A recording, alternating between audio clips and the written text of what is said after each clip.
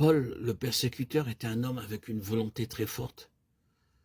La force qui conduisait cet homme était impressionnante. Il faisait preuve d'une force, d'une dynamique parmi les hommes. Et ce que Saül de Tarse avait déterminé, personne ne pouvait le différer, sauf Dieu. C'était un homme de cette nature-là. Mais que dit Paul de lui-même et qu'est-ce que Paul a dû apprendre tout au long de sa vie? Cette réalité, je ne peux rien faire de moi-même. Il est parvenu au stade, à la merveilleuse hauteur de la réalisation spirituelle où il a pu dire « Je ne me glorifierai même pas sinon de mes infirmités » 2 Corinthiens 12, 5. Je me glorifierai donc bien plus volontiers de mes faiblesses afin que la puissance de Christ repose sur moi 2 Corinthiens 12, 9. C'est parvenir très haut. C'était l'une des leçons de sa vie.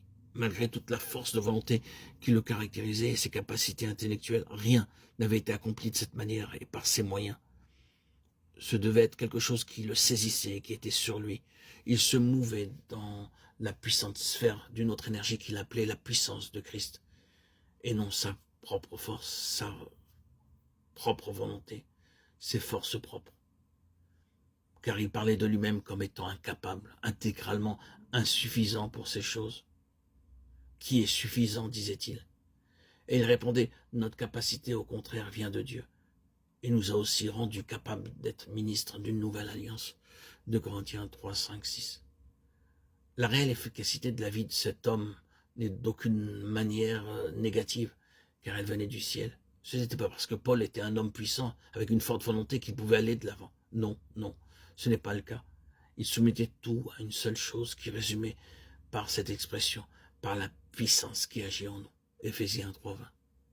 Ici, c'est une autre énergie qui est responsable de tout. Il y avait certainement eu dans la vie de Paul, comme aussi sans aucun doute dans la vie du Seigneur Jésus, des moments où il n'avait pas pu aller de l'avant, des temps de lassitude sous la sentence de mort. Mais combien de fois ce serviteur de Dieu s'est levé pour aller de l'avant, alors que c'était humainement impossible?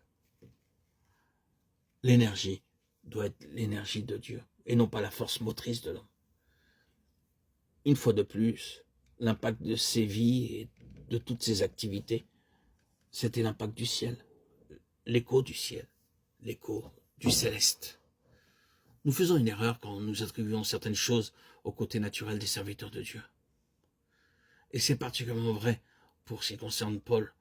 Nous commettons une grande erreur.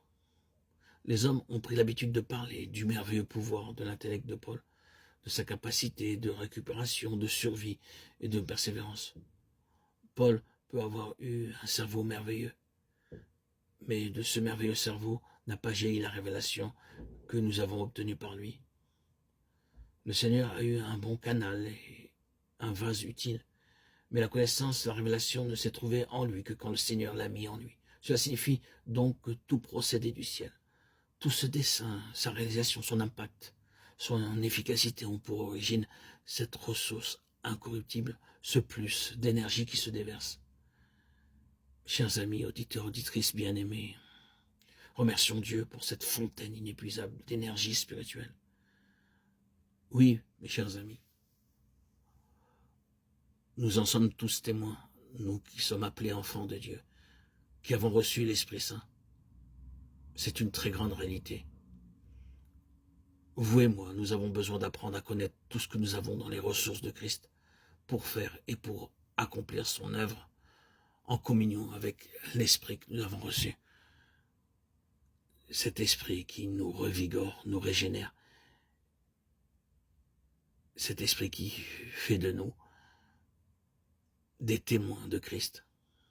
Amen, alléluia. Pour ma part, je me souviens, 6 ans en arrière, le 26 septembre 2019, où ma vie a été transfigurée, où j'ai reçu le baptême par immersion au lac de ma ville natale, et j'en suis sorti tout à fait différent.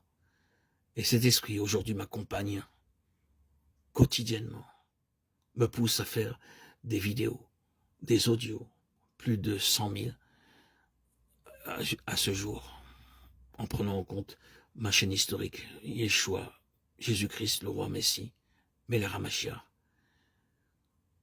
Quelle merveille! En prenant en compte les vidéos audio sur TikTok, Instagram, Facebook. C'est colossal. Et pourquoi?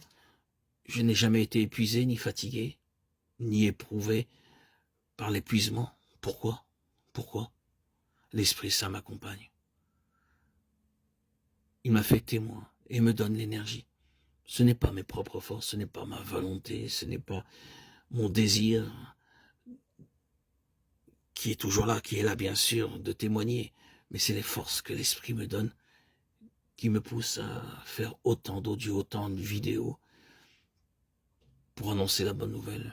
Une seule oreille tendue, une seule personne à l'écoute suffira pour que je puisse avoir accompli l'œuvre que Dieu attend de chacun d'entre nous. Aujourd'hui, il n'y a plus besoin de courir dans la rue, chanter avec un micro sur les places, taper aux portes. Grâce aux réseaux sociaux, on tape à toutes les portes, à celui qui veut entendre, bien sûr. Au lieu d'atteindre une personne, on en atteint 10 000, 11 000, 20 000, quelques personnes de passage, qu'importe. Et leur a entendu le message. Peut-être plus tard, le nom du Seigneur Jésus aura un impact sur elle. Notre but pour chacun d'entre nous, frères et sœurs en Christ, c'est de témoigner. Si ça ne vous intéresse pas les réseaux sociaux, faites-le d'autres manières. Il y a tellement de manières pour témoigner de Christ dans votre comportement, dans votre attitude, dans votre famille, dans votre entourage, dans votre voisinage. Vous irradiez Christ et vous témoignez de la présence de Christ dans votre vie. Une des clés fondamentales, c'est laquelle j'y tiens fortement, c'est de rester en communion avec l'Esprit Saint et de lire quotidiennement la Bible. C'est la base.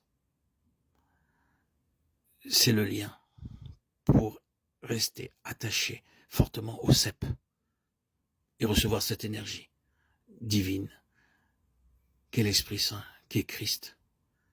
Être impacté par le Seigneur de manière puissante. Je n'ai jamais trouvé plus fort et plus grand, plus merveilleux que de vivre en présence de cet Esprit Saint qui nous donne une volonté forte et qui nous donne les forces nécessaires, qui met en évidence la présence de Christ en nous et qui témoigne parce que ce que nous vivons quotidiennement dans nos vies, qui témoigne que Christ est vivant.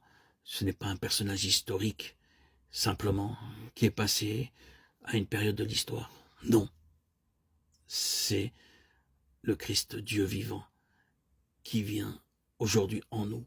Nous sommes tous des petits Christ par l'Esprit Saint que nous avons reçu. Et nous témoignons tous que Christ est vivant. Aujourd'hui, en 2026, et pour tous ceux qui sont encore de nouveau-nés, qui recevront par leur nouvelle naissance l'Esprit Saint en 2030, 2040, 2050, jusqu'à la fin des temps. Dieu est éternel au-delà des temps et des dates. Recevoir l'Esprit Saint, c'est qui procède du ciel, c'est recevoir la nouvelle alliance, c'est recevoir Christ, c'est devenir serviteur de Dieu, c'est agir par cette force motrice qu'est l'Esprit Saint quotidiennement pour témoigner, pour annoncer la bonne nouvelle du salut. Christ vivant dans tous les cœurs qui lui sont disponibles. Es-tu prêt à accepter Christ dans ta vie? Dis-le, demande-lui, agenouille-toi, demande à ce qu'il a le recevoir. Il se faut s'agenouiller en signe de soumission, d'obéissance. Il faut confesser ses péchés au Seigneur et lui demander pardon pour tes péchés et ainsi lui demander de recevoir l'Esprit Saint. Il te le donnera. Ton cœur est prêt, ton cœur est disponible, il te le donnera.